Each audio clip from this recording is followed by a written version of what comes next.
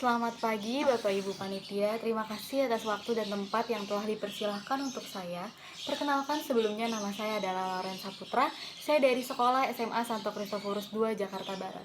Pada pagi hari ini saya akan membawakan mosi yang berjudul Dewan menyesalkan masuknya e-sport sebagai cabang olahraga di Olimpiade.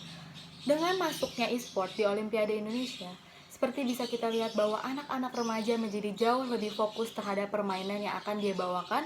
Bahkan ada juga yang meninggalkan beberapa kewajiban mereka, seperti informasi yang saya dapatkan dari internet. Dengan adanya Olimpiade e-sport ini, mereka bahkan bisa menghabiskan waktu lebih dari 1 hari 24 jam di dalam kamar untuk menaikkan level-level game mereka dan meninggalkan waktu makan, waktu istirahat, dan waktu mereka berkumpul dengan keluarga. Di sini akan saya jelaskan lebih dahulu apa itu pengertian dari e-sport atau permainan e-sport. Permainan e-sport adalah jenis game yang dapat dikategorikan dalam olahraga berupa permainan daring. Apa itu permainan daring? Permainan daring adalah permainan internet online yang bisa berhubungan dengan orang-orang lain di mancanegara manapun.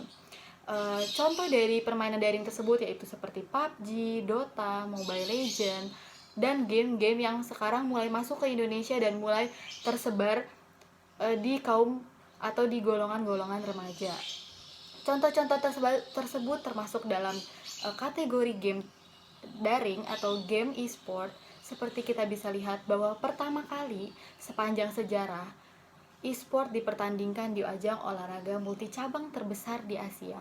Walaupun memang hanya berstatus ajang eksibisi, sebelum ini di level Asia, e-sport baru pernah dipertandingkan di Asian Indoor Games 2007, kemudian di Asian Indoor Martial Arts Games sejak 2013. Setelah hanya menjadi ajang eksibisi di Asian Games 2018, e-sport rencananya akan benar-benar dipertandingkan untuk merebutkan medali pada Asian Games 2022. Dan mungkin mereka mendapatkan hasil atau hadiah yang lebih besar dari olahraga-olahraga tradisional yang biasanya dibawakan. Juga di level yang lebih tinggi, e-sport sedang menjadi bahan diskusi untuk dipertandingkan di Olimpiade Paris 2024.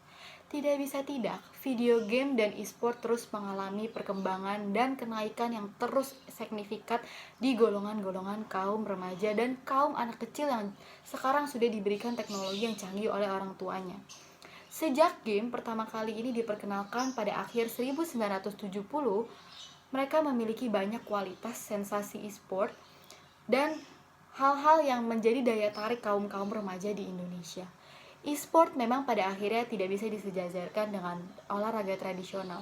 Bisa kita lihat bahwa dengan adanya olahraga tradisional, kita bisa jauh lebih sehat, baik sehat mata, sehat tubuh, dan kita bisa sehat pikiran kita dan tidak ada beban yang membebani kita untuk menaikkan level-level pada setiap harinya.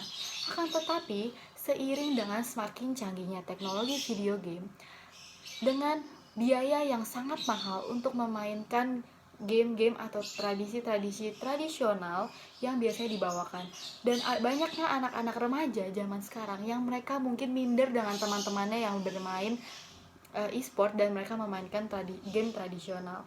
Mereka akan merasa bahwa game tradisional itu lebih jadul atau lebih tidak ada perkembangan dari game-game zaman sekarang atau yang bisa disebut sebagai e-sport.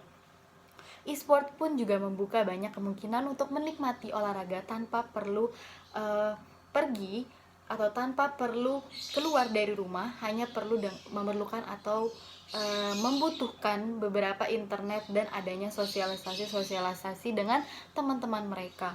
Di tengah perkembangan masifnya yang tidak terbantahkan, masih ada diskusi soal pro dan kontra soal e-sport. Yang menjadi bahan utama adalah e-sport berkembang di kalangan masyarakat yang berusia muda. Bisa kita lihat bahwa di sini adalah hal yang cukup membuat orang tua merasa terbebani karena adanya anak-anak muda yang zaman sekarang sudah bermain e-sport.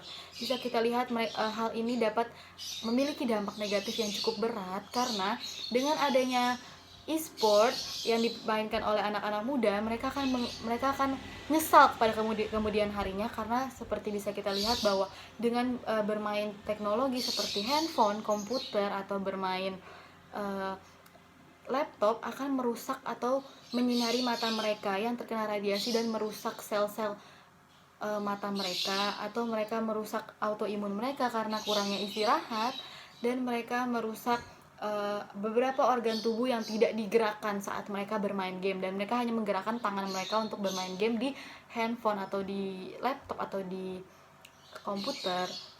Nah, di sini nilai positif dan negatif dari aktivitas menekuni video game yang berdasar kepada dari e-sport benar-benar jadi harus diperhitungkan. Atmosfer sosialisasi dalam lingkungan e-sport juga tidak sama dengan sosialisasi masyarakat pada umumnya. Ada aspek-aspek yang tidak akan pernah bisa dimiliki sosialisasi lewat e-sport. Belum lagi bermain game juga memiliki bahaya memberikan pengaruh buruk buat masyarakat di usia muda, misalnya dari chat online yang tidak sehat, budaya negatif seperti kekerasan atau pornografi, serta perundungan yang bisa terjadi di antara pemain.